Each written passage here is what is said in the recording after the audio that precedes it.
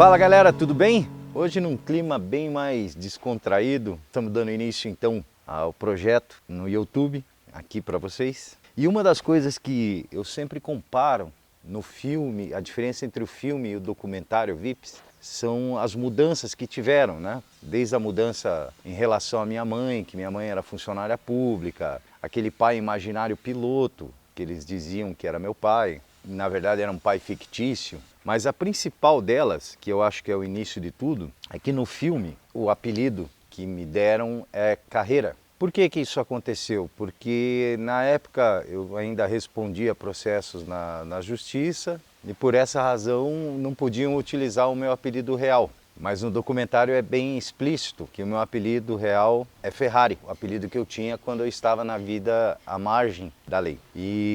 Então acho que para começar a contar toda a história para vocês, como realmente tudo foi, e aí então esse projeto é realmente passar para vocês, né? A melhor pessoa para contar a história sou eu mesmo. Então começar pelo início, que é bem isso, a correção dos apelidos aí. Agora eu vou explicar para vocês o porquê que o meu apelido era Ferrari. Quando eu comecei a voar, que a gente chama isso aí na vida do submundo de flight, né? Quando eu comecei a fazer os flights, os voos, né, carregando coisas ilícitas, e aí foram várias, desde contrabando até outras coisas. Quando eu aterrissava numa pista na Bolívia, o responsável por essa pista era um boliviano, mas bem caracteristicamente aquele boliviano, né? Baixinho, tipo de índio. A função dele, ele era responsável por aquele local todo, no geral, e o nome dele era Puni. Foi um grande amigo que eu tive, né? O Puni,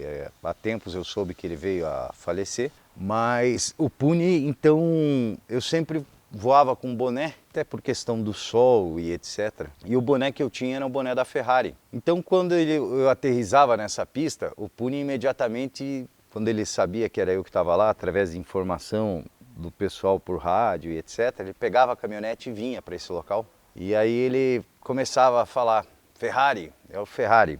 Isso foi o início da história. Mas por que era o conhecido Ferrari? O que o Ferrari depois acabou virando uma espécie de mito na fronteira daí já do Brasil com o Paraguai. Nessa época, e aí eu respondi por todos esses processos tal, eu fazia, enquanto alguns roubavam carro, e era muito normal naquela época, tinha muito roubo de carro importado, as pessoas roubavam carro aqui no Brasil e vendiam no Paraguai. Dado o momento, aconteceu uma situação, era normal dentro do Paraguai a gente andar com cabrito, que era como se chamava, carro roubado, né? Tirava a placa do Brasil e colocava uma placa paraguaia e o carro estava praticamente legalizado lá dentro. Então eu já tinha esse apelido de Ferrari, por causa do boné da Ferrari, lá na Bolívia. E com o pessoal que fazia o flight, mas ele ainda não era amplamente divulgado na fronteira, ainda me conheciam por Marcelo. E numa dessas situações tinha um ladrão de carro, que o apelido dele era Snoopy. O Snoopy roubou uma Ferrari. Não era uma Ferrari nova, mas ele roubou essa Ferrari e levou para a fronteira para vender. E lá na fronteira tinha o Bar das Gêmeas, onde todo mundo, era uma curva de rio, todo mundo se encontrava. Tudo que não prestava estava ali. E como eu frequentava lá, porque eu também não prestava na época, quando eu deparei com aquela Ferrari, o Snoopy falou, não quer ficar com ela? E eu acabei comprando essa Ferrari para andar lá dentro do Paraguai. Só que uma Ferrari, você imagina que é diferente. Lá tinha muita BMW roubada, muita Mercedes, muita caminhonete principalmente, que era o que a galera utilizava mais. Mas uma Ferrari, para você andar na fronteira do Brasil com o Paraguai e a todo momento o pessoal olhando lá para dentro e vendo a Ferrari passar na avenida principal que divide os dois países, isso deu um angu do cacete lá. Nossa Senhora! Por quê? Na época, o cara que essa Ferrari foi roubada era uma pessoa influente no estado do Paraná e o cara ficou sabendo que essa Ferrari estava lá e ofereceu recompensa para a polícia para capturar essa Ferrari e de alguma forma fazer com que essa Ferrari voltasse para ele. E aí foi uma loucura, porque assim, a minha vida lá dentro virou um inferno, porque o que os caras faziam? Como eles não podiam atravessar a fronteira para pegar a Ferrari e me pegar, apesar de eu não ter sido o autor do roubo, e sim, na época, o receptador, e hoje eu conto isso porque já prescreveu e etc, e a receptação foi dentro do Paraguai, não foi no Brasil. Quando eu estava com essa Ferrari, a polícia do outro lado do Brasil trancou a fronteira, a gente chama de fechar a fronteira. Fechou a fronteira. Fechou a fronteira, o que começa a acontecer? A fiscalização fica pesada, o pessoal que rouba carro não consegue passar porque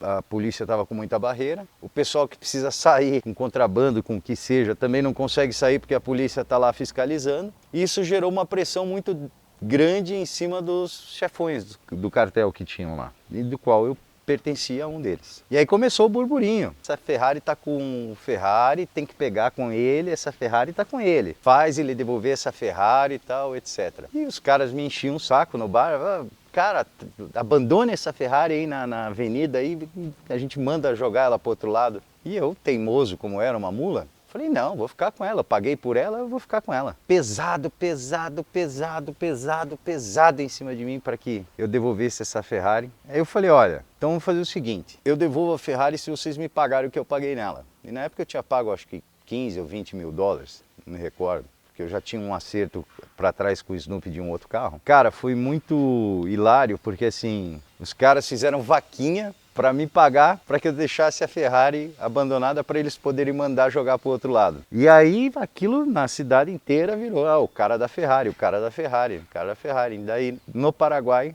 espalhou a lenda do Ferrari. E aí, aliado a isso, tinha as loucuras que eu fazia de voos com pista curta, das situações que eu já tinha passado. E aí isso só se espalhou mais. Então, por eu não gostar do pessoal dali estar me chamando de Ferrari, que eu sabia que em dado momento isso ia chegar no ouvido de quem não era interessante para mim na época chegar, e chegou, foi da polícia, na época era GOF, Grupo de Operações Fronteira, hoje é DOF, também da Polícia Federal e todas as forças de segurança da fronteira. A partir daí elas começaram a ir atrás não mais do Marcelo, e sim do tal do Ferrari. Então a verdadeira história de como foi me dado o apelido de Ferrari é essa aí. Espero que vocês tenham gostado e logo nós vamos na sequência com as outras histórias. Valeu, galera!